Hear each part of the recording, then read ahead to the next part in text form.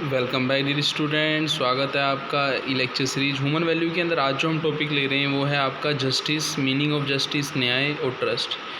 जब हम बात करते हैं जस्टिस की, न्याय की हम बात करते हैं तो सबसे पहले हम ये बात करते हैं कि वो जो जस्टिस है वो इंडिविजुअल से लेके फैमिली तक होगा। जैसे हम देखें बचपन में जब चाइल्ड अंडरस्टैंडिंग करता है मीनिंग ऑफ जस्टिस तो उस चीज़ को वो अपनी अंदर तो देखता ही है, वो अपनी फैमिली के साथ भी देखता है। एक छोटा सा एग्जांपल मैं आपको देता हूँ, ठीक है ना। सपोज़ मान लीजिए फैमिली मेम्बर ये कहते हैं चाइल्ड को कि बच्चों बड़ों का सम्मान करना चाहिए, ठीक है ना, बड़ों को रेस्पेक्ट देना चाहिए, लेकिन वो खुद बच्चों के सामने बड़ों को रेस्पेक्ट नहीं देते। तो बच्चा जब समझने लगता है, अंडरस्टैंडिंग करने लगता है, तो वो देखता है कि मेरी फैमिली के अंदर जस्टिस हो रहा है या फिर नहीं हो रहा है, कि माँ बाप पेरेंट्स जो कहते हैं क्या वास्तव में वो करते हैं या फिर नहीं करते। यदि उसको माता पिता का जो कहना है और जो करना है उसमें उसको अंतर दिखाई देता है, तो ये कहता है कि माता पिता जो कहते हैं वो भी नहीं करते, तो मैं भी क्यों नहीं करूँ। तो हम देखिए कहीं ना कहीं वहाँ से शुरुआत होती है किसकी, जस्टिस की, और वो धीरे धीरे आपका सोसाइटी और आपकी वर्ल्ड फैमिली की तरफ जाता है। तो जस्टिस को समझना है तो हमें सबसे पहले जस्टिस को अपने अंदर लाना होगा, इंडिविजुअल के अंदर लाना होगा। If the understanding of justice ensure in family there will be justice in the all interaction world large. और जो जस्टिस है पूरी वर्ल्ड के अंदर धीरे धीरे ट्रांसफ़र होता जाएगा। तो हम यहाँ पे देखें कि यदि हम किसी पर्सन के साथ डिफ्रेंशिएशन करते हैं, भेदभाव करते हैं, तो आप मुझे बताओ कि हम जस्टिस कर रहे हैं उसके साथ। जैसे आपने देखा हो कास्ट के बेस पर हमने कास्ट अच्छी बना दी, हमने कास्ट नीची कास्ट बना दी, हम जेंडर के बेस पर, मेल फीमेल के बेस पर, हम रेस के बेस पर, हम ट्राइब के बेस पर, हम वेल्थ के बेस पर क्या करते हैं, डिफ्रेंशिएशन करते हैं। तो इसका मतलब है ये सभी जो हम डिफ्रेंशिएशन करते हैं ये आपका इनजस्टिस का सोर्स है। जहाँ पे डिफ्रेंशिएशन नहीं है वहाँ हम जस्टिस कह सकते हैं। जहाँ डिफ्रेंशिएशन नहीं किया जाता वहाँ हम क्या बोल सकते हैं, जस्टिस बोल सकते हैं। वो अनडिवाइडेड फैमिली है, वो यूनिवर्सल ह्यूमन ऑर्डर है, वो एक्सेप्टेबल है सबके साथ, इंडिविजुअल लेवल पर, फैमिली लेवल पर, सोसाइटी लेवल पर, नेचर लेवल पर हार्मनी है, ठीक है। तो हम शुरुआत करते हैं सबसे पहले यहाँ पे ट्रस्ट से। तो ट्रस्ट का यदि हम मीनिंग देखें, to be assured that each human being inherently oneself and to the other happy and prosperous.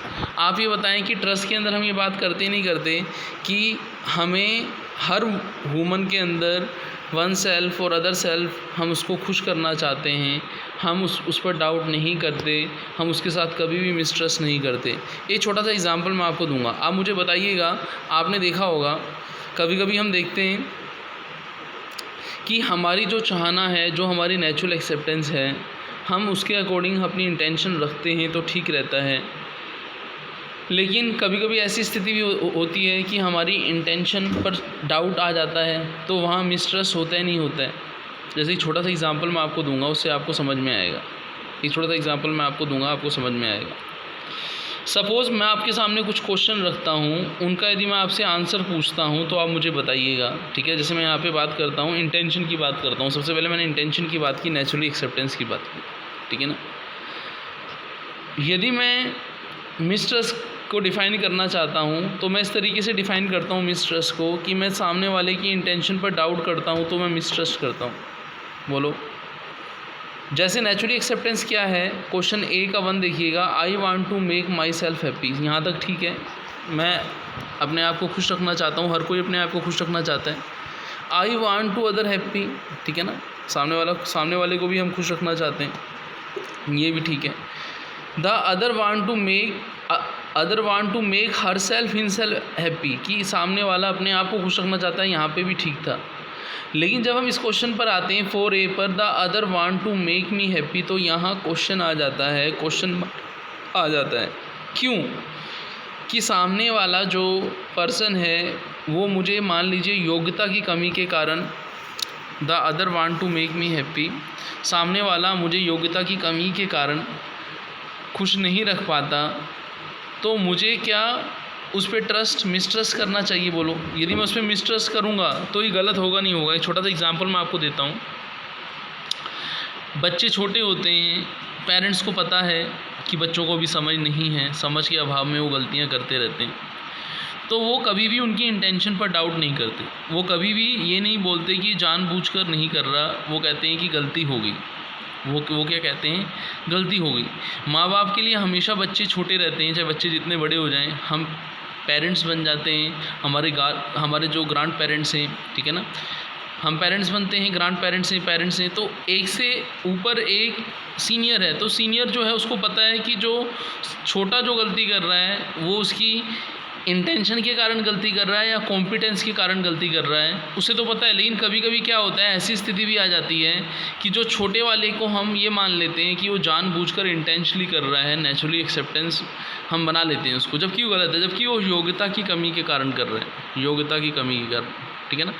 ये तो मैंने बात की आपसे इंटेंशन की बात की कि I want to make myself happy, I want to make other happy, the other want to make herself या हिमसेल्फ हैप्पी।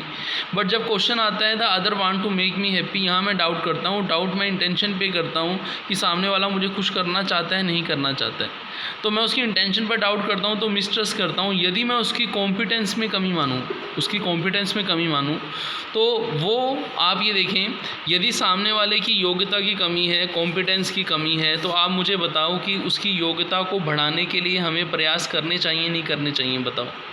एक छोटा सा एग्जांपल मैं आपके साथ शेयर करता हूँ, आपको उससे थोड़ा और समझ में आएगा, ठीक है ना। क्लास में बहुत सारे स्टूडेंट थे, मैं सब्जेक्ट पढ़ाता हूँ मतलब एक स्टूडेंट्स था, वो क्या करता था, असाइनमेंट्स के टाइम में, यूनिट टेस्ट के टाइम में वो बहुत लास्ट मोमेंट पे सबमिट करता था या फिर नहीं करता था, ठीक है ना।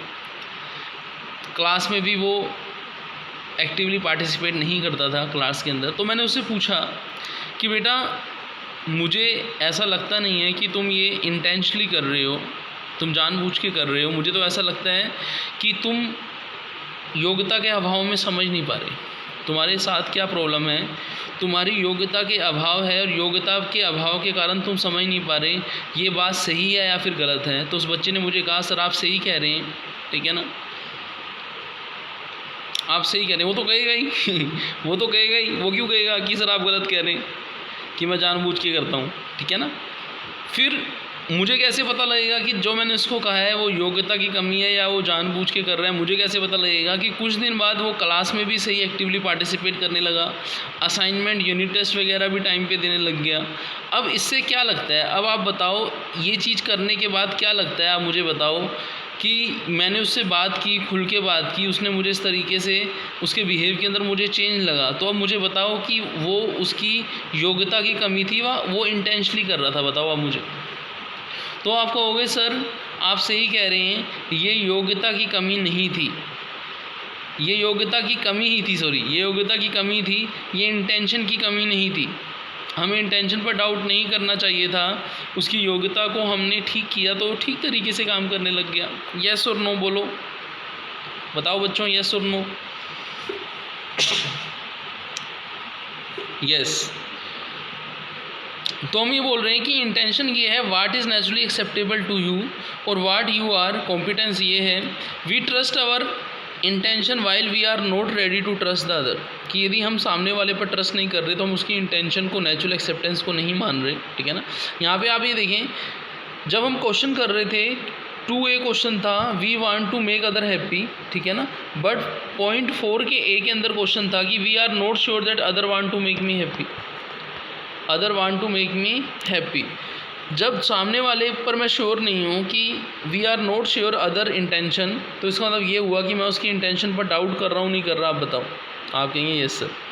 We say I want to do well, जैसे हम कहते हैं मैं सही तो करना चाहता हूँ बट आई कुड नॉट, मैं कर नहीं पाता, वही गलती मुझसे होती है। तो मैं कहता हूँ कि मैं सही करना तो चाहता हूँ, नहीं मैं कर नहीं पाता। तो कहीं ना कहीं आप मुझे बताओ कि मैं अपनी कॉम्पिटेंस की कमी बता रहा हूँ, उसी बात को मैं दूसरे के लिए इंटेंशन की कमी बता रहा हूँ। आपको याद हो मैंने कहा था कि पानी का गिलास मुझसे टूट गया और सामने वाले के लिए मैं कह रहा हूँ कि उसने जानबूझकर पानी का गिलास तोड़ा है। अब आप मुझे बताओ कि इन दोनों में अंतर है या फिर नहीं है, बताओ अंतर है ना। जब मैं कहता हूँ पानी का गिलास मुझसे टूट गया तो इसका मतलब है मैं पानी का गिलास तोड़ना नहीं चाहता था, मुझसे गलती से टूट गया। और जब सामने वाले के लिए मैं कह रहा हूँ कि उसने गिलास तोड़ दिया तो इसका मतलब मैं ये कह रहा हूँ कि उसने जानबूझकर गिलास तोड़ा है। यस और नो, बताओ। यस, तो आप एग्री करते हैं इन चीज़ों से?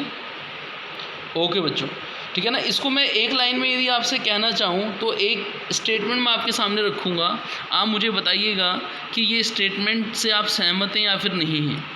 मैं स्टेटमेंट आपके सामने रखता हूँ, when we assured of intention of the other, जब मैं सामने वाले की इंटेंशन से आश्वस्त हूँ, and find that the competence is lacking, और मैं मानता हूँ कि उसकी इंटेंशन सही है, उसकी योग्यता में कमी है, we become a help to other, कि फिर मैं सोचता हूँ कि मुझे उसकी मदद करनी चाहिए, जैसे मैंने उस बच्चे की येस और नो। मैं एश्योर्ड था कि वो बच्चा जानबूझकर नहीं कर रहा, इंटेंशनली नहीं कर रहा, उसकी योग्यता की कमी है, तो मैंने उसकी योग्यता को बढ़ाया, मैंने उसकी हेल्प की। लेकिन यदि मैं ऐसा करता, when we doubt the intention of the other, मैं उसको उसकी योग्यता की कमी को इंटेंशन की कमी मान लेता, तो मैं उसके अपोजिशन में होता नहीं होता, वो बच्चा मेरे अपोजिशन में होता नहीं होता। When we doubt the intention of the other we get into opposition. आप एग्री करते हो? यस। तो इसका मतलब है हमने इस टॉपिक को यहाँ पे पूरा कर लिया कि क्या ट्रस्ट कब होता है, मिसट्रस्ट कब होता है, इंटेंशन क्या होती है, कॉम्पिटेंस क्या होती है। तो मिलते हैं नेक्स्ट लेक्चर में। थैंक्स।